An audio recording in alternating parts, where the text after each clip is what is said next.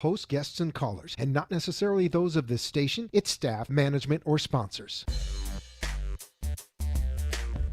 AMP2.tv presents Tell Us Your Business, where you're invited on the air to tell us what makes your business stand out in the community. It's important we hear from you to tell us all we need to know about what you do best. Tell Us Your Business uses the latest radio and television production systems, and all shows can be seen on AMP2.tv. If you have a question for our guest, call 888-565-1470. Now, let's get ready as our guest hits the airwaves and informs us about what we need to know on Tell Us Your Business. And we're back. Up and loud. It looks like I sleep here. I think we sleep on the radio. I mean, I TV. can't believe how tired I am. When you left today, you said, we've got one more show to do. We have I forgot all more about shows it. to do. I know. Happy Tuesday to you. Happy Tuesday evening, everyone. Did you remember? Always. Welcome to Tell Us Your Biz, Brooklyn Cafe Show After Hours. Did you know we didn't talk about this today? Talk today about is what? National Deviled Egg Day. Deviled eggs. So I love hard-boiled eggs, and you love mayonnaise. So all you got to do is combine the two, put in a little mustard, and you've got a deviled egg. I never understood, though, why they take it, mush it, and then pipe it back into the egg. That was one thing I never quite got. Because they got to get the mayo in there. Exactly. It's kind of like egg salad, but only with the yolk. I'm wondering who decided on the deviled egg concept. Egg salad, but only with the yolk. So Is that like a bad commercial? I don't know. Like, who came up with the deviled egg? We should look that up. If you know who came up with the deviled egg, give us a call, 888-565-1470, and you can win a bag of Brooklyn Cafe Show coffee. Nothing like a fresh cup of coffee to keep you going for the next couple hours of your evening. You know, you're funny because... Why? We're all having another Because cup of we're all coffee. having it, yes. Absolutely. It is just not for breakfast anymore. It is the breakfast of champions. All right, I got to ask you, who are we interviewing tonight? Tonight, where I'm very excited, we get to interview Justin Mooney, Esquire. He is of the law firm of Hinman, Howard, and Cattell. He is representative of their Florida office. They have offices in New York and Pennsylvania, but he is part of their Florida office in Boynton Beach. He's going to be coming in. He has a new house, so he didn't realize how far we were, so he's running a little bit late. But he's a new sponsor of the Brooklyn Cafe Show, and man, does he have information on wills, estates, taxes. He has his LLM as well as a board-certified Florida attorney, so he's got a lot of information. Oh, this is the encyclopedia guy. I know. This guy knows everything. It's unbelievable, right? It's like one-stop shopping for taxes. He doesn't do your taxes, but as far as tax law goes, Florida tax law, what it entails, what's changing down the pike, limits, and it's amazing to me. Right now it's at $11.7 million per person limit before it goes to 40% taxes above and beyond that. And apparently they're talking about cutting it down to about $5 million, which is pretty crazy. What is that? Ding, ding, ding. I don't know. Yeah. I don't know. And there he is. And there he be. And there he is. We're going to put you right You're over gonna put there him in that right over corner, there. Justin, and then we'll be good to go. Just get as close as you can to that microphone. So welcome to Tell Us Your Biz. So give us a call. If you have any questions for Justin, you definitely want to jot this number down. I think, Justin, you got taller since we were at the cafe. 888-565. That's it, 1470, and I'm not on a pillow. Give us a call, 888-565-1470, and ask Justin some questions because, wow, we learned a lot of information last week. So excited to have you here with us. I got to just frame him up a little bit. Justin's the guy that told us never let people drive your car, remember? Yeah. You remember that conversation? That was part one of the conversation. Today was part two of the conversation of make sure you have uninsured motorist coverage. That we had. But that was a different attorney. That was a different attorney, but that was part one. And part two is make sure you have your insurance coverage. And you always said no one should drive your car. And I always said, but I don't understand why. I got to tell you, I learned this in New York. Don't let anybody drive your car, even your spouse. Yeah. Because then you sort of cross that you pierce the veil and you Right. open it up if anything bad happens. Yeah, the worst is, like, so if you and your wife, you and your spouse hold all of your assets together, in Florida it's called tenancy by the entirety, and if you get into an accident driving your car, they can't take your marital assets. But if your spouse is driving your car and gets into an accident, it's the same claim against both of you, and there's no limit to what they can take. And then all of a sudden you have a different problem that you created. Yeah. Makes you never want to drive a car, never go out. Just get a chauffeur. I got to You tell can you, afford it. to be an attorney, you have to have a whole nother mindset. Yeah. You can never be in fear because you would never be able to get through law school because it's like when you go to school and you think you're going to be a doctor and you've got every Yeah. illness there is, or you're a psych major and you've totally got everything in the DSM. Yeah. Same thing as an attorney, right? Oh, we can't do this and we can't do that, but wait, I got to look at this. I don't know how you do it, but Yeah. between that and the tax laws, I don't know how you sleep at night. Yeah, I think someone described being an attorney as being a professional worrier. I think so. You're always worried about, like, what's the other side thinking? What's my client going to do wrong? What That could kind of happen stuff. if I don't do? It's unbelievable. Yeah. But we're talking about wills and estates, and we're Yeah. talking about how things may be changing. But for every day, as people, we're coming into the end of the year, Yeah. right? Different tax laws, different things are changing. What do we need to know as we approach end of 2021? I mean, so I was just at a conference this weekend, and they were talking about, a lot of proposed tax changes to the estate planning world. And the speaker was like, I'm not a soothsayer. I don't know what's going to happen. But the big thing is everyone's like, if the Democrats want to keep control, they're not going to push a whole lot of extreme things. So likely nothing's going to pass. Everything's going to be the same as it is this year as it is next year, likely. Don't quote me on it. But I have a feeling it won't change.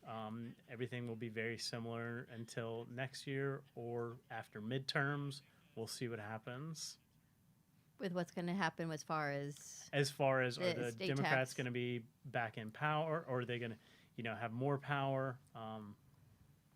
Mainly that kind of stuff. But with those the are a estate lot of tax. big numbers, right? So Yeah. we're looking at our everyday bread and butter as far as Yeah. wills and estates, Yeah, I think guardianship. You work with not- that as well? Yes, guardianship. But I think one thing I want to point out, which my wife always talks about, she works in healthcare. She's a nurse for Trustbridge.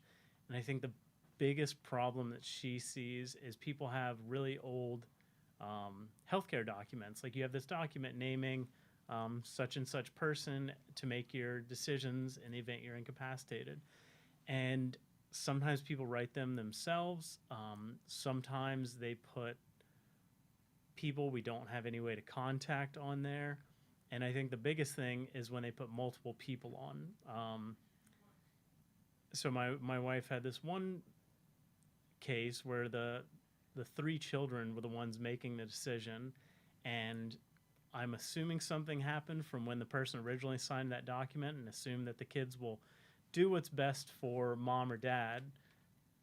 And then after years, the kids start infighting, and now one person is like, well, I don't want to agree just because I want to be in opposition to that person, so you can't make a decision.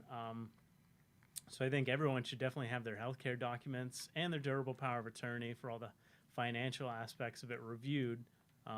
I definitely recommend just naming one person at a time. And if they're not available, you move on to the next person. Here's what families probably do, right? If there's multiple children, Yeah. they make one person health care. They make Yeah. one person power of attorney. They make one person trustee of the estate, right? So they make it so everyone has an equal Yeah. share. Is this a good idea or not a good idea? This is not a good idea. I'm thinking it doesn't this get is any not- better, right? This is not a good idea because the one kid that's taking care of your health thing, Yeah. he's the first one that tells you pull the plug. No. Oh yes, and the other kid, he wants to bury you, Yeah. standing upside down. He wants to cremate you, and they have like these. Well, how do you not a do good that plan. then? If you've got multiple kids, you want to keep the peace. I think most of the time people just choose the oldest, or in certain cases, I'll have a client whose daughter works in healthcare, either as a nurse. One of them was a healthcare attorney, so she named her as the one making all the healthcare decisions. And then if someone has a child that's in banking or finance advising, stuff like that, then they'll name them as the power of attorney because they'll know how to manage all the assets. The biggest problem that we see is a lot of people just name who they're close with, and they don't really consider who's qualified for it. A lot of people are like, oh, I'll just name my brother, he'll know what to do. But a lot of the times the client doesn't have anyone else. But there's a lot of attorneys can act in those positions as fiduciaries. You can have a lot of trust. There's a lot of trust companies that will act in there, or lot of the banks will do that. So if you don't have somebody that can really handle it, or if you Yeah. don't have any children, someone's not quite capable, you as an estate attorney can do that, or you can name. Yeah, we can recommend. I've acted as a durable power of attorney before, and as a trustee, and as a personal representative. I don't like to do it with healthcare unless I'm really close with the client. Like Yeah. I'll be in some of my friends' documents when they trust me if they don't have anyone else. But most of them have spouses now. How do you, between you and your wife, what you both do for a living, and then you're now going to be trustee of your friend's healthcare? I'm thinking you never sleep. Talk about professional worrying. Yeah, and then we just bought a house, and we're trying to move everything in right now, and it's just like the house was move-in ready, and I couldn't imagine buying a fixer-upper. I would just be tearing my hair out. Let's move in ready till it's not. But Yeah. when people work with you, you can do all of these things. You can put the documents. When we're talking about healthcare documents, though, Yes. what is it? We've got the DNR, healthcare surrogate, but there's more than that. And then how do we keep Yeah. the originals? So the general package that I put together is the healthcare surrogate, which is the document where you name, if I'm incapacitated, I want this person to make all my decisions. And in that document, you can make provisions. I've had clients who don't want to have certain opiates given to them for past addiction issues. And you can also designate, if you want to be kept in your own home, if you don't want to be put in an assisted living facility. I've written certain provisions in there like that. The next document is your living will, which is basically you making an affirmation that you do not want to be kept alive artificially. And as of, I believe it was 2020, the Florida legislature added in that artificial food and hydration, so a feeding tube and a water tube, is not considered life-saving measures. So that's another thing that you want to update on your documents, stating that you want that withheld as well. It's not like water and food through a tube is not a life-saving measure? Yeah, so let's say you are you don't have any brain activity going on, but your body is still able to maintain daily life functions, and the only thing that you need is water And nutrition. then you'll be given those, even if you have a living will, if it's not updated and that's not made clear. That's such a hard call, though, because That ain't a hard call. it's a hard call because there are people that can be in a Ain't no coma hard call. for a long time. You And could- is and there a be statute of okay. limitations in For being how a long? coma? For how long? well, that's the thing. I mean, this gets really tricky and Well, complicated. so I was saying brain activity. I'm not a doctor. I don't do any neuroscience. I don't have any of that kind of background. it can be but I so assume what tricky. they- Yeah. Yeah. Wow. Yeah. It's a something- whole ethical Yeah. decision. Then you got Well, the kids if- coming in. If you have that concern, you can write specifically in your documents, I want to be kept alive even if I'm in a coma for X amount of months, days, years, something Is there like a that. statute of limitations? Like they can say, okay, it's been 30 days, you got to go. No, because that was the problem with Terry Schiavo is she didn't have anything that said, she didn't want to be kept alive artificially. Now, is the assumption if you don't have anything that they just pull the plug on you, or No, it's the opposite. the If you opposite. don't have anything, they assume you want to be kept alive. That was her problem. I kind of like that rule. And someone actually brought up it was more of a financial thing because the husband That's the other thing. didn't want to. It was I think 7 years was the whole process, My and God. now it was just these bills adding up. I don't want to say nothing. It's just funny. Now, the people are asking, do you know if they're switching gears for a second, Yeah. if there's going to be new taxes on estate planning, on the estates? It's very unlikely that it is going to change this year. The one thing I don't want to say for sure because everything can happen sooner or be pushed back, but 2025 is when the estate tax exemption amount, it being doubled, ends and it reverts back. So right now it's that 11.7 million, and probably by the time 2025 rolls around with inflation, it'll be somewhere around 12 or greater. So then in 2026, it'll be 6 million. So it's going to roll back. I think I'm protected. Yeah. You never know, because properties and everything, unless it's your homestead, right? Outside properties get put into this. No, so it's everything that you have in your name or you have any ownership interest over. There's certain trusts that if you set up, if you are getting income from it, then it'll be included in your estate. So you never know. Do lotto winnings count? Yes, lotto winnings do count.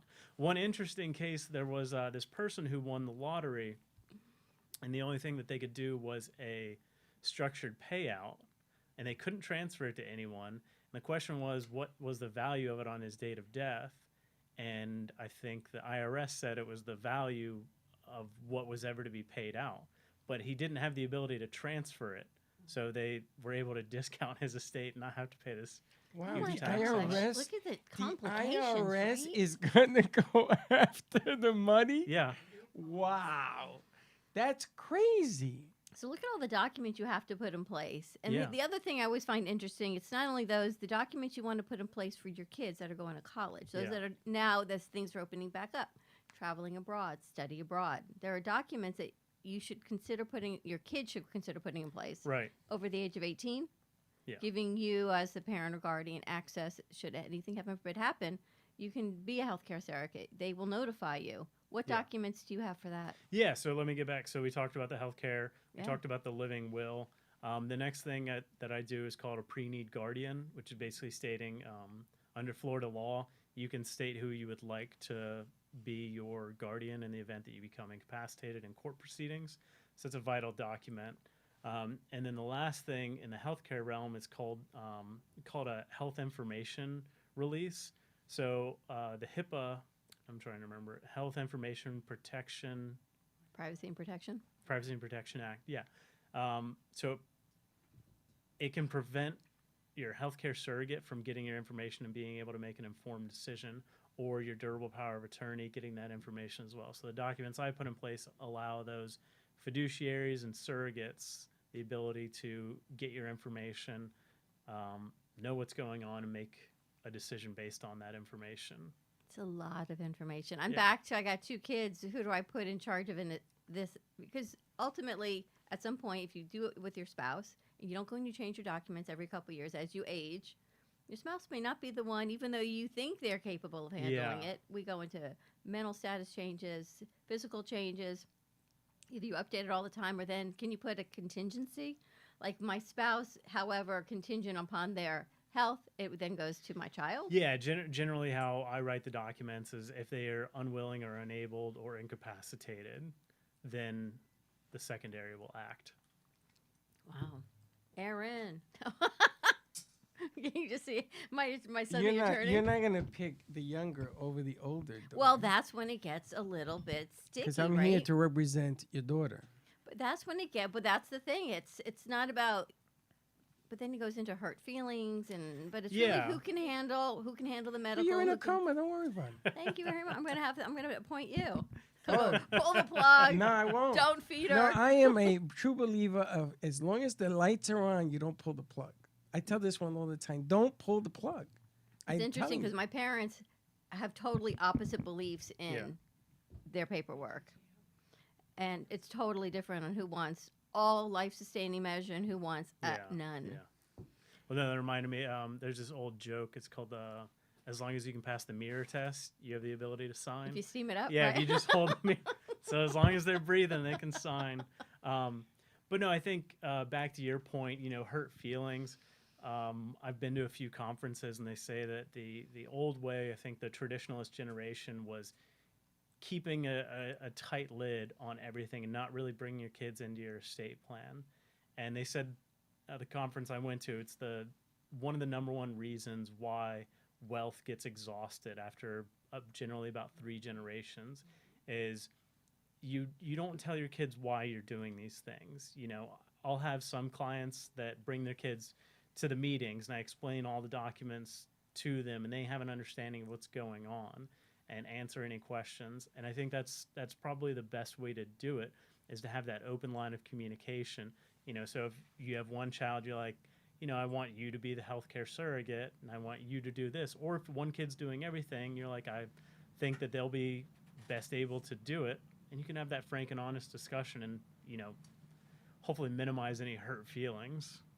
It's funny because my oldest was at dinner one day and he's talking about what they're doing to me is they're cremating me. Yeah. So I stopped eating. I said, "Excuse you?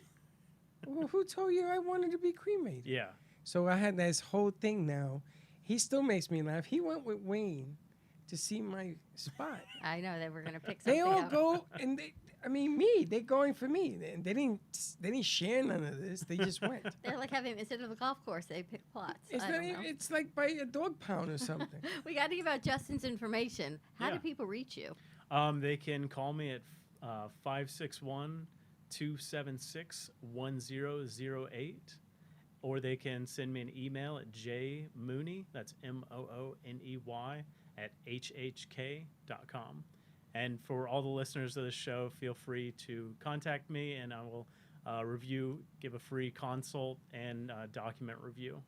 Oh, well, that's awesome. Yeah. He can show you all the mistakes you've done.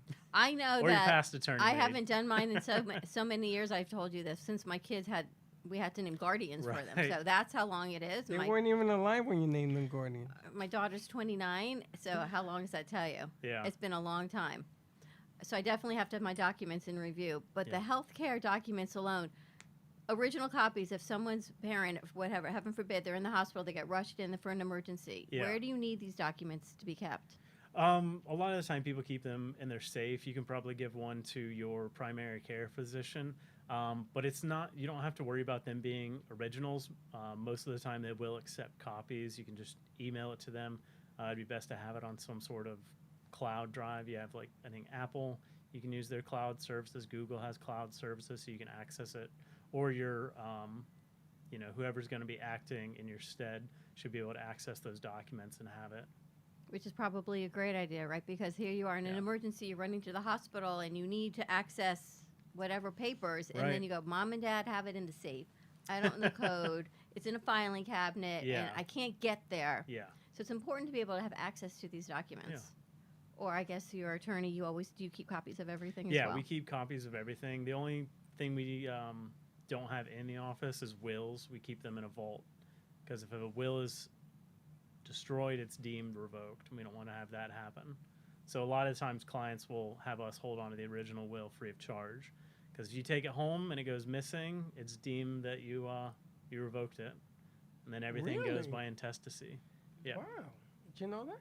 I learn something new every time we I tell you, it's interview like an Justin. encyclopedia, this guy. It's really unbelievable the amount of information that you have. And between that and what your wife sees, Yeah. it just is this combination of paperwork, but it's important information to get out there for everybody. Yeah, she's actually I revamped my documents because one of the things that we'll have is the kids don't want to follow the living will. You know, the person's like, I don't want to be kept alive artificially. And the doctors don't really want to step in and say, no, we're going to make sure we enforce it because they don't want to do anything there. So one thing I worked with my wife on is revamping my healthcare surrogate documents, which states that if I've executed a living will contemporaneously with this document and my surrogate at the time chooses not to enforce it, they shall be removed. Oh, wow. A lot of great information. Give Yeah. us out your phone number and your website again.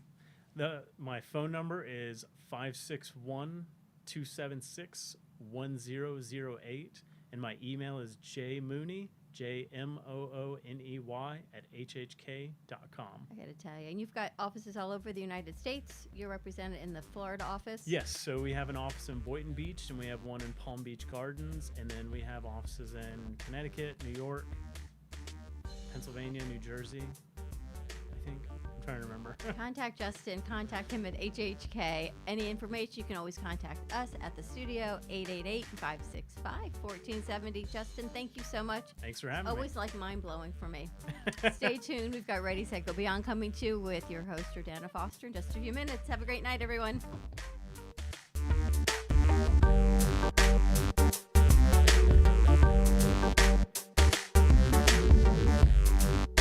This has been Tell Us Your Business, where a special guest comes on every week and tells us what they do. All shows can be seen on amp2.tv, and if you wish to be a guest, call 866-224-5422 and tell us about your business. That's 866-224-5422. This has been